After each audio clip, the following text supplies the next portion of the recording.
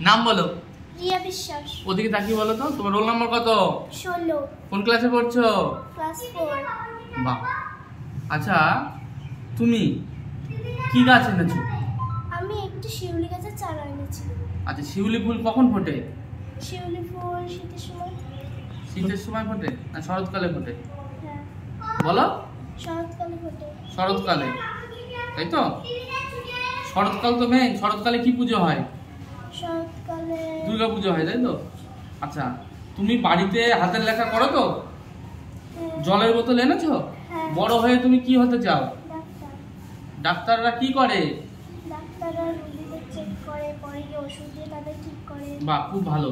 আচ্ছা, তুমি বাড়িতে একটু নাচ শিখবে গানের সঙ্গে, যেটা আমাদের বিদ্যালয়ে অনুষ্ঠান হলে তুমি নাচবে, ঠিক আছে? এটা তোমাকে আমি বলে দিলাম, হবে তো? ঠিক আছে তো? এটা তুমি করবে, ঠিক আছে? আপনার মেয়ে কিসে পড়ে? ক্লাস 4 এ। রোল নম্বর কত? 16। আচ্ছা, আপনি জানেন ও কোন দলে আছে? হ্যাঁ। কোন দলে? বিবেকানন্দ।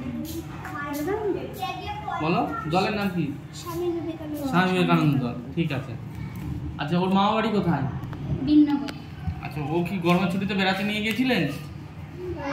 আমি তো যাইনি, নিয়ে যাইনি, পরে ষষ্ঠীর সময় নিয়ে গেছি। আচ্ছা, একটু ঘুরতে, মানে কি বলুন তো, ছুটি পেলে বাচ্চাদের একটু অন্য পরিবেশ দিলে ওরা একটু আনন্দ পায়, একঘেয়েমিটা একটু দূর হয়, ঠিক আছে? ভাই ছোট জন্য নিয়ে যাই। আচ্ছা, ঠিক আছে। ও তো স্বপ্ন দেখেছে বড় হয়ে ডাক্তার হবে, খুব ভালো। এই জন্য ওকে আরো বেশি বেশি পড়াশোনা করতে হবে, আর খেলাধুলা, এখন কিন্তু খেলাধুলার সময় দিতে হবে। আর সন্ধ্যেবেলা আপনি কি টিভি দেখেন? না।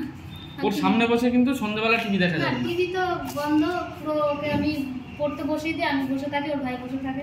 গুড গুড গুড, খুবই ভালো, খুবই ভালো। ঠিক আছে, আর ওকে না বাড়িতে একটা নাচ শেখাবে, মানে একটা গানে ই করে দিয়ে নিজে নিজে করবে। ও পরে আমরা স্কুলে করি, আমি তো বলি যে মোবাইলে, হ্যাঁ, মোবাইলে দেখে নৃত্যগুলো শিখবে। রবীন্দ্র নৃত্যগুলো একটা দেখে করবে, ঠিক আছে? ঠিক আছে, ভালো থাকবে। আচ্ছা।